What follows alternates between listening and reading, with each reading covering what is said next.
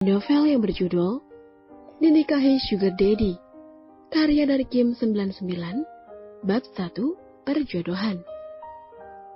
Di sebuah kamar minimalis berukuran 4x5,5 meter, terlihat seorang gadis cantik yang mengenakan pakaian putih abu-abu khas anak SMA. Dia sedang merapikan tas sekolahnya dan memasukkan buku-buku pelajaran ke dalam tas. Suasana hatinya sedang sangat baik sampai dia terus bersenandung.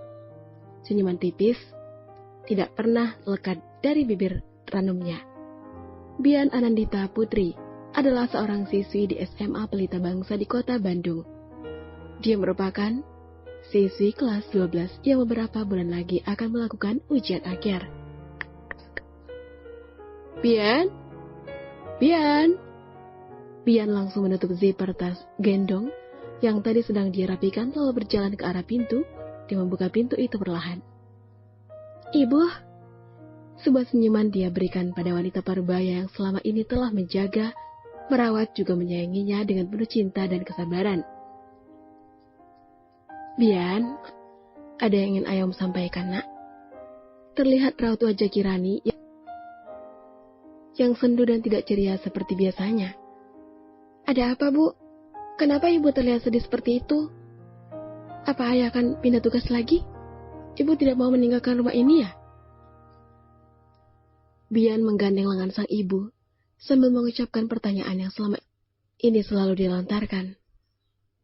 Ketika sang ibu berwajah sedih dan tidak bersemangat, ayahnya Bian adalah seorang ASN. Jadi mereka sudah terbiasa berpindah-pindah rumah dari kota satu ke kota lain saat sang ayah pindah tugas. Sebaiknya kamu temui dulu ayahmu, nak, ucap Kirani pada anak keduanya. Bian adalah anak perempuan satu-satunya di keluarga itu. Dia memiliki seorang kakak yang sudah bekerja sebagai seorang manajer di sebuah perusahaan percetakan terbesar di Indonesia. Dan satu lagi adiknya masih duduk di bangku sekolah menengah kejuruan. Bian mengangguk. Dia tidak ingin banyak bertanya. Jika ibunya sudah berbicara dengan serius seperti ini, pasti ada hal yang mendesak dan dia harus segera mendengarnya. Ayah, panggil Bian yang duduk dan memeluk sang ayah. Adrian tersenyum lalu membalas pelukan Bian dan mengusap kepala anaknya lembut. Untuk sejenak dia merasa sangat bersalah karena harus menyampaikan berita kurang mengenakan untuk Bian. Namun dia tidak memiliki pilihan lain. Adrian terpaksa melakukan semua ini. Bian sayang sama ayah bukan? Tanya Adrian yang tentu saja dijawab anggukan oleh Bian. Adrian menarik napas panjang lalu menghembuskannya perlahan. Ayah ingin menikahkan Bian dengan seseorang. Bagai sebuah peterdis yang bolong, Bian dibuat terkejut dengan pernyataan ayahnya yang tiba-tiba ingin menikahkan dirinya. Bian menatap ayahnya lekat lalu tertawa terbahak-bahak. Adrian dan Kirani hanya menatap nanar putri mereka yang masih tidak mempercayai apa yang Adrian katakan. Melihat wajah serius Adrian dan Kirani, Bian langsung menghentikan tawanya. Dia melirik Adrian dan Kirani bergantian. Apa yang aku dengar itu adalah benar, ayah? Ayah ingin menikahkan Bian?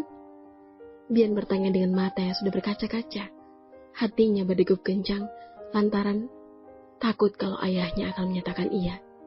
Jauh di dalam lubuk hati Bian, dia terus berdoa kalau ayah dan ibunya hanya sedang bercanda. Dia masih sekolah, kenapa dia harus menikah secepat ini? Anggukan dari Adrian membuat air mata Bian menetes saat itu juga. Hatinya hancur, dia masih sangat ingin sekolah dan melanjutkan pendidikan sampai dia bisa lulus kuliah dan belajar, bekerja, dan mencari uang untuk dirinya sendiri. Ayah, jangan seperti ini. Kenapa Bian harus menikah? Bian tidak hamil. Bian juga selalu menuruti semua kata-kata ayah dan ibu. Bian tidak pernah keluar malam. Bian tidak nakal.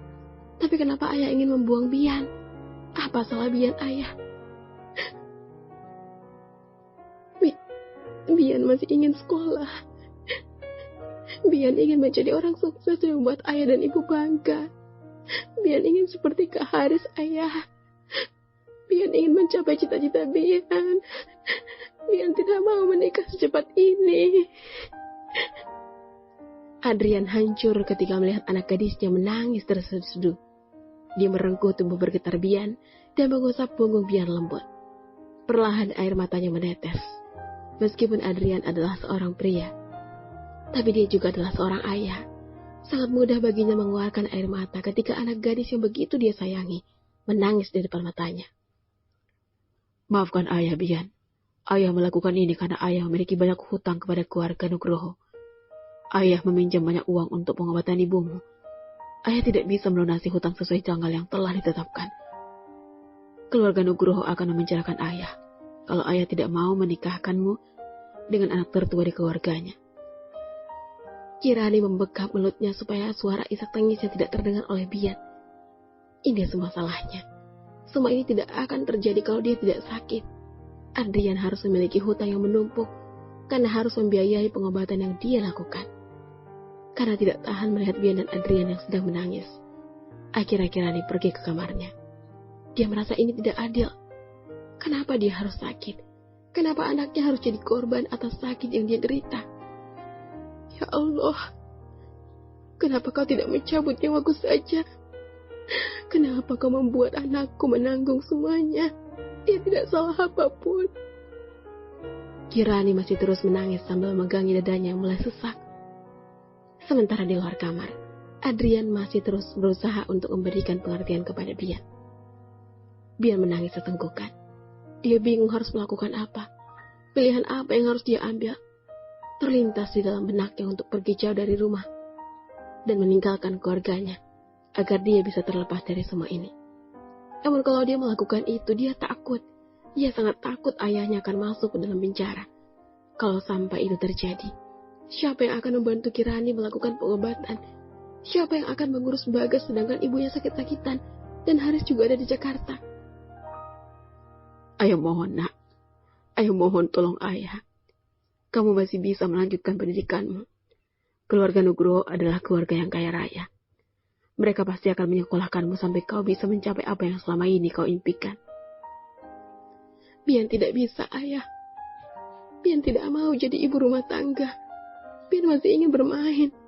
Bian takut. Bagaimana kalau laki-laki yang dijodohkan dengan Bian adalah bandut tua yang suka pada daun muda seperti Bian?